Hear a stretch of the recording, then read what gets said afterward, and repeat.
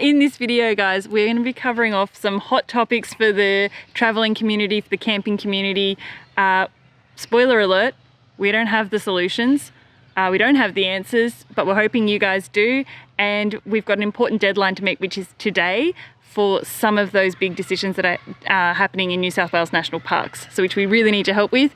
What's in this video, Dal? Yeah, stick around. We're going to talk about free camp closures, why that's happening, where it's happening, fee increases being introduced to free camps and also existing camps going up in fees, pressure on hip camps, pressure on a whole range of camping options in this country.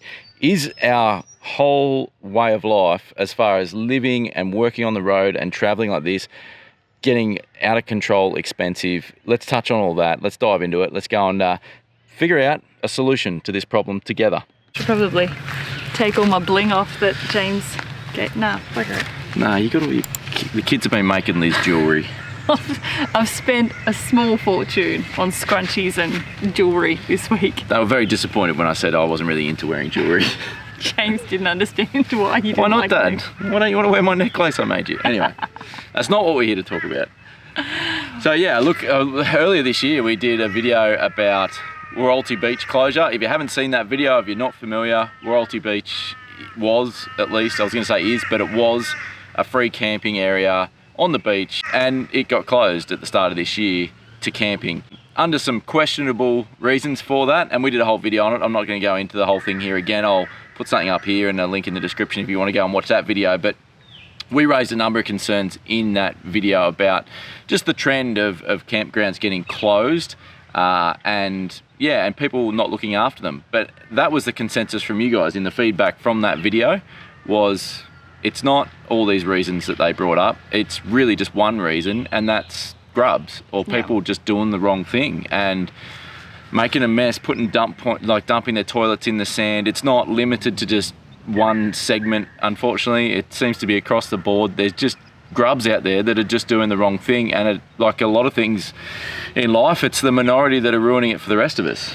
I think for us, education is probably the key here of making sure people go out with the right gear for the camping style that they want to do, so that they are self-contained and preserving the environment and, being responsible for their waste.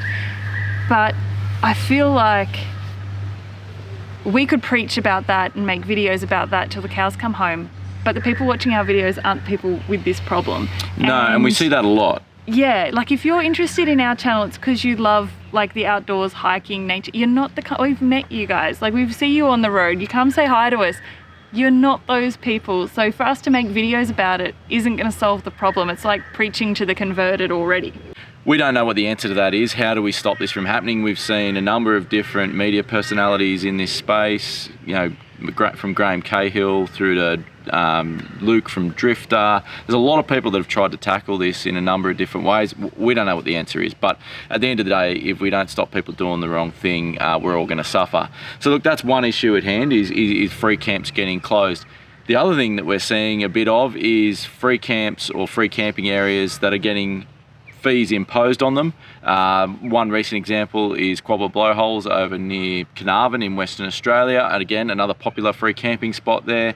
It used to be free, now they're imposing a day use visiting fee as well as a camping fee, and under the guise of maintaining facilities, which we're okay with. We're okay with paying a fee for facilities. Even if we don't use them. I like the idea of campgrounds that have a toilet because it means people are less likely to do the wrong thing. Yeah. But am I right in thinking that there was a volunteer group though that offered to take care of it? That's what we've heard. Yeah, it's unconfirmed, but we've heard a volunteer group offered to maintain that campground for free, and the council rejected it and imposed the fees instead. Again, like I say, I don't think that necessarily it's up to the local government or the local community to always provide free camping, but we, on the contrary to that, are seeing plenty of communities. We were at one recently, you would have seen in last week's video. I'm going to butcher the name again. Gududga? Gududga. Look, that's an incredible free camp there. So good. I think it's the Brewarrina Shire there, the council there, is providing with a bunch of facilities that we would happily pay for. If that was a $10 or a $20 a night donation camp or campsite, we'd happily pay that for what that was provided there. I mean, there was swimming, there's everything there. It was a great stop. But what you see, that's probably keeping that small town supermarket well stocked. It's potentially supporting, you know, like the bakery, the fuel place, the servo, which then keeps those facilities open and alive and viable for locals so that they don't have to travel an extra 200 kilometres to get their groceries. So we do find it interesting that on the one hand you've got some communities that think providing or feel that providing a good free camping option for travellers is beneficial for the town, and on the other side you've got some local council areas that feel that it's too much of a burden for them and they need to impose fees to make it worthwhile or to make it able to be maintained. But look, overall, I would much rather see somewhere like Quabba Blowholes have a fee imposed rather than it be closed. But I still fear that we're seeing fewer and fewer free camping options. Now, we're not freeloaders. We're not suggesting that every campsite should be free or that we should be able to camp for free everywhere. But I feel like in this country, as a society, we should have some public land available for people to go and camp for free.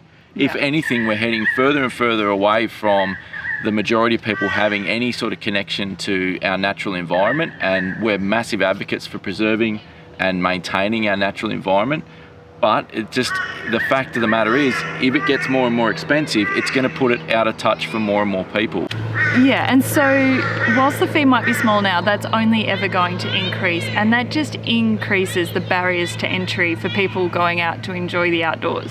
Yeah, and I think it really just comes down to there needs to be a broad spectrum of camping options and availability of options to people, from free camping through to low-cost camping in, you know, national parks and places like that, through to private campgrounds that sort of hit that mid-tier, through to caravan parks that we absolutely make up part of the ecosystem and an important part of it. What we don't want to see is just a disparity there where we're getting a lot of more high-end and expensive places and not enough at the lower end. And it's just something we're seeing across the board, and it's definitely becoming more of an issue as more people that we see are travelling full-time. But we also always reflect back on our time before travelling full-time, when we were weekenders, getting out and camping like we know a lot of you probably do. And these sorts of campgrounds that we're talking about are ones that we relied on heavily for that, as far as going out and enjoying the outdoors. Yeah, you know, you finished work at 5 o'clock on a Friday, you're out the door, you pick somewhere within 3 hours from home and off you go. Like, you're back on Sunday afternoon as late as possible. Yep. And then you plan the next one all over again. Which brings us to New South Wales National Parks, which is a very, very recent one. We've probably jumped on this a bit late, and unfortunately today is the last day. The day that this video comes out is the last day for you to have your say on this, and we'd really encourage you, as many of you as possible, to jump on and have your say. Yeah, so give us a summary. What's the proposal that New South Wales National Parks is proposing for their campsites? So look, overall, we've had a look through it, Liz and I, separately and together, and I don't think overall we disagree with the proposal in its, I guess, most distilled form, in that they're trying to simplify camp fees, they're trying to eliminate ghost camping, they're trying to overcome maintenance issues and just have a high presence of staff of national park staff, I should say, in these campgrounds, make sure facilities are maintained, all those sorts of things, which we're all for. And I think, look, it's important that, like we say, that there's that balance there. The problem that we've got with it is that overall fees are going to increase, and in some places and at some times of year, significantly. Yeah, like we're talking almost $90 for a campsite. Yeah, for a national park campsite. So the way they're doing it, is they're tiering the campsites from a tier 1 campsite being a no facilities free camp basically, and that's tier 1 and it'll remain free. But there's very few of those. That's only makes up about less than 10% of campsites in New South Wales in national parks, right through to tier 6, which means you've got flushing toilets, hot showers essentially, plus a bunch of other things like picnic shelters and barbecues and everything. Yeah. And like Liz said, that's $89 a night in the peak season. $54 I think it was in the off season. And we've talked about national park camp fees before in a previous video where we were near Cape Arid, and we actually stayed in a free camp nearby and then day tripped in with our National Parks Pass. And we were just saying, you know, the facilities that were there, we just didn't feel like it was that affordable for a family to stay for that long, because they charge, you know, per person plus kids, and you know, we're only a family of 4. And it was actually really interesting, the feedback we got on that video, and one comment just stood out so much to me. I will never forget this comment.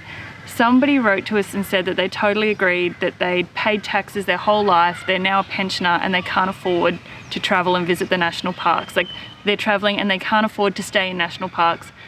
And it just hit me. I was like, that's not what we want for people. We want everyone to be able to enjoy national parks, no matter what age you are, no matter, you know, what your financial situation is. Everyone should be able to afford to go and visit our national parks. 100%. And one that's really close to our heart is Kosciuszko. So you guys would have seen, if you watch our videos regularly, we were up in the Kosciuszko region of New South Wales recently. We camped at Long Plain. We also went and showed you guys blue water holes in that region. We've spent a lot of time in that region pre-travelling full-time, back when we were weekend campers. And those campgrounds pre-COVID were free with no bookings. Since COVID, they brought in a booking system. It was part of the social distancing regulations at the time, and that was a $6 fee per booking. So it didn't matter if you stayed one night or the maximum length of stay, whatever it was, 14 nights or something like that, it was still a $6 fee. That has hung around. That's lingered, that booking fee and that booking system, since COVID is pretty much over. And now, as part of this new fee structure that they're going to bring in, that's going to be a tier 1 site, because it has a drop toilet, and it'll a pit toilet. Doesn't matter how many toilets it's got. No, it's a tier 2 site. Tier 2, sorry. It's going to be a tier 2 site because it's got a drop toilet. And you know, that now means it's going to be, you know, in peak season, I think it's about $22 a night. That's a pretty steep increase from free, or from $6 for a week if you went to stay for a week, or even a few nights like we did recently. So that's really concerning to me, in that those sort of sites have been free for a long time. There's literally just a pit toilet there. There's very little facilities. Why are we whacking a fee on those sites? The reason they brought some of these fees in, or they're saying that some of these fees have been bringing in, is to stop ghost camping. Is to stop this whole thing of ghost camping, which, if you don't know what ghost camping is, it's essentially booking a site in a campground and then not showing up at all, which we, again, we'll go into more in a minute. We'll go back to Wilson's Prom, where we came across this in a significant way. But our argument is, they've started ghost camping because they created it. It was a first in, best case scenario, like first in, what's that phrase? Best dressed. First in, best dressed scenario. So you couldn't ghost camp. The only way, pre the booking system, you could ghost camp, which we did see when we were weekend warriors, was to physically leave your setup there and trust that no one else was going to take it. I could only think of like 2 or 3 times in years of camping that I saw ghost camp setups like that. That's right. And versus recently, when we were at Wilson's Prom's a Wilson's good example, and we had to book weeks in advance to get a site. We had to try, and we couldn't stay for as long as we wanted to stay. We could only get 3 nights, and when we got there, 2/3 of the campground was empty, even though it was fully booked with ghost campers. We would have loved to have stayed longer. We would have loved to have stayed on the same site and not have to move sites. And we saw plenty of people who didn't think they'd have to pre-book and had driven that whole way there and couldn't camp, even though there was so many free sites. So that was created by, just to give you a bit of backstory, Victorian government decided to make national park camping across the state free. Which I loved. Yeah, so Wilson's Promontory, where we stayed, is a notoriously difficult campsite to get a booking at the best of times, but by making it free, they just made it worse, because everyone just booked just in case no one turned up. What's the problem? Ghost camping, the problem is selfish people that book these things and don't knowing that they won't ever use them, or that they don't cancel them when they find out that they can't use them, and don't release them for someone else. We've heard rumours that people are doing things like booking the sites either side of them so they get a bit of extra space and don't have any neighbours. Selfish people, right? There are rumours as well of people doing it as political stunts, booking sites, making campgrounds look booked out when they're actually not. whatever it is, get rid of the bloody booking system and there won't be an issue. So that's the Kosciuszko thing in New South Wales National Parks. Now, I'll leave a link in the description below. You can go and read the proposal that National Parks have put forward in New South Wales for the restructure of the fees. Look, some of the stuff I think is really good. They're trying to improve the cancellation refunds to encourage people to cancel. They're trying to, they want to eliminate extra per person fees, so it's just a per site, but then offering, which I agree with, but then offering smaller sites for solo travellers and stuff that are a bit of a discount, which is a great idea, I think. Look, overall, I think there's some really good stuff in the proposal, and I think overall, I do agree that the New South Wales National Parks booking system and fee structure probably does deserve an overhaul. There are just some concerning facts in there. So if you want to go and leave your feedback, it is just multiple choice. It's really, really quick to do. It'll take you less than 5 minutes. Please, guys, please take the time to do it.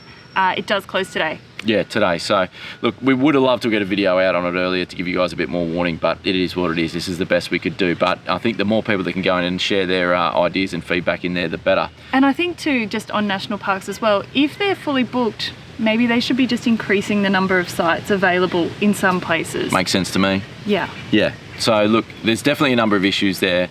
Go and have a look at the proposal and then have a look at that multiple choice response and have your say. There's also an option at the end to leave comments if your concerns aren't covered in the multiple choice.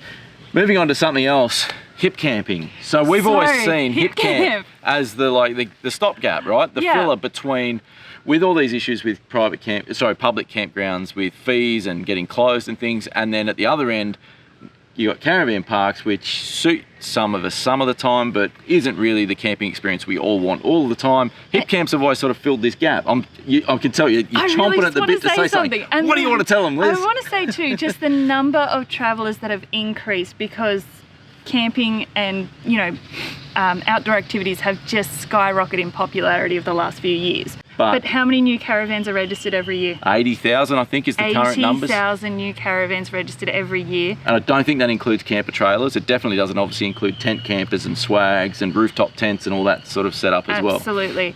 There's no extra free camps. Definitely, there's the heaps less. There's not many new caravan parks being built.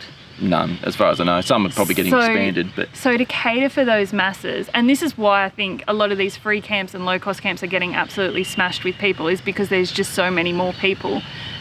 We thought the solution would be hip camps, right? So private. So if you're not familiar, hip camp is it's kind of like the Airbnb for campgrounds, in the sense that hip camp doesn't own any of the campsites. They're all owned privately. And there are other platforms. We're kind of using hip camp generically. There are other platforms, but it's by far the biggest and by far the most well known. Yeah. But in general, we're talking about private land being made available for camping. Yeah. So where people who have farms or, space can list their campsites available on hip camp. Hip camp, supplies the booking system, charges, a fee each side, and then provides the insurance. Yeah. And it does all the booking platform and everything else for you. And we could probably throw in there too a lot of station stays. I mean, apart from some of the really big, well-established ones that are probably borderline caravan park, like your Ballaras and places like that in Western Australia, but your smaller ones, like where we stayed at Meralda recently, they're essentially hip camp. They are a station stay, but they're up against some of the same stuff that private landholders are up against for running their hip camps. And so hip camp, I would say, had gained a bit of traction. There's quite a few of them now available on the website. Like, they've been around for years. It used to be called UCamp, and then it got bought out by Hip Camp. Yeah. We've been using it for years. Years before we started traveling full time. Before we started traveling full time to find campsites, they were a bit more secluded, private property, that sort of thing. And they, in general, were a little bit more expensive than your national parks or things like that because of the fees involved with the insurance and whatnot. But also in general, you've got a lot more space. But what's happening at the moment, from the conversations we've been having with both caravan park owners, hip camp owners, and just, talking to people in general, other travellers, is that it's kind of like the taxi Uber situation where taxis had so much red tape that Uber didn't have to follow. So it's just not a competitive space. But it's the same sort of thing in the camping community. There is so much red tape around it, and now councils are cracking down on hip camps, and it's council by council based. Some love them and are like, yep, happy to have them, and others are like, absolutely not, it's unregulated camping. Yeah, that's right. And look, we can sort of see both sides of it. I can understand if you're a caravan park owner, you're paying a lot of fees, you've got a lot of regulations you've got to, you know, adhere to.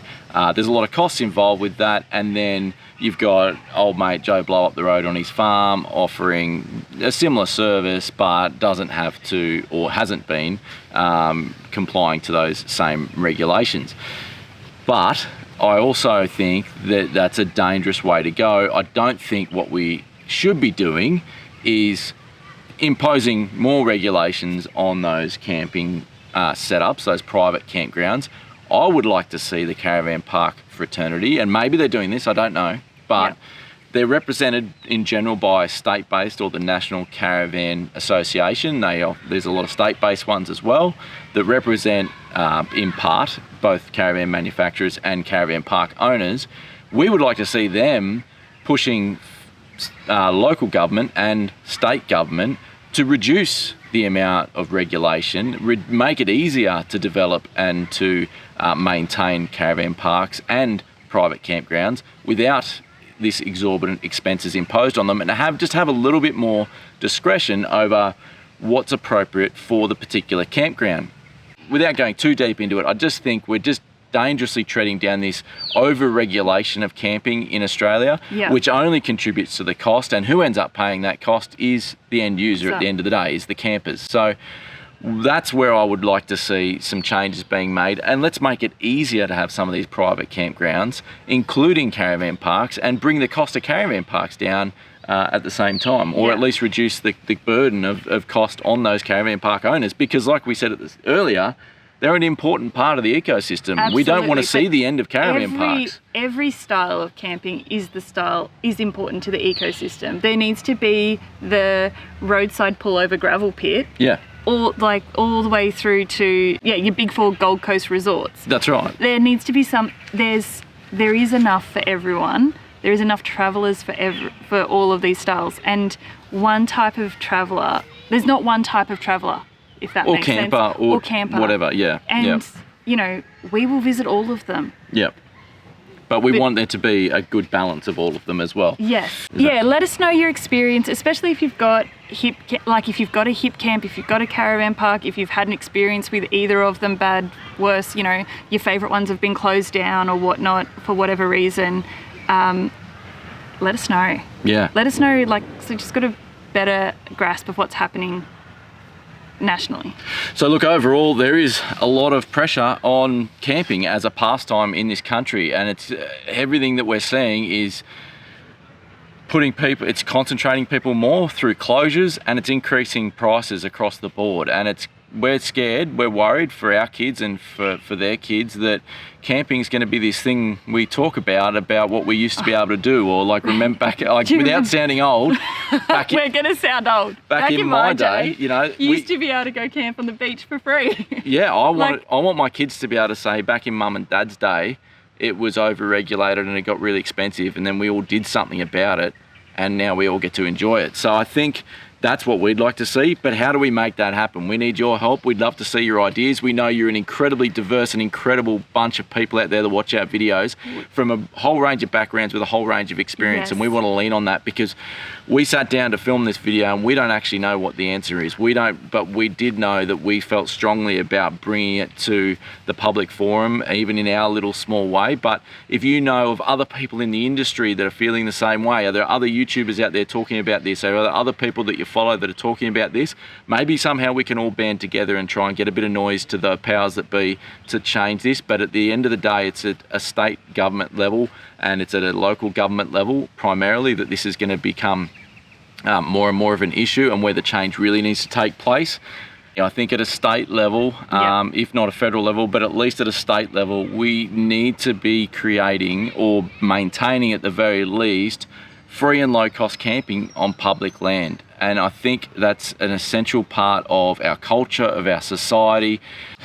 we've got to make sure these places stay open and that they stay affordable. And at the end of the day, we don't know how to do that. We need your help. So let's all rally together. Look, something a bit different from us this week. Hope you guys enjoyed this one. Don't forget, we are going to be at the Brisbane Caravan Show in the next couple of weeks. So if you're coming along to that, we'd love to come and say hi. We're also going to be jumping up on stage and doing talks each day. So jump onto our socials, follow us on Instagram and Facebook, and you'll see our announcements on there of what we're up to. I'm a bit nervous about talking on stage. It's so different just talking to a camera to talking to actual people.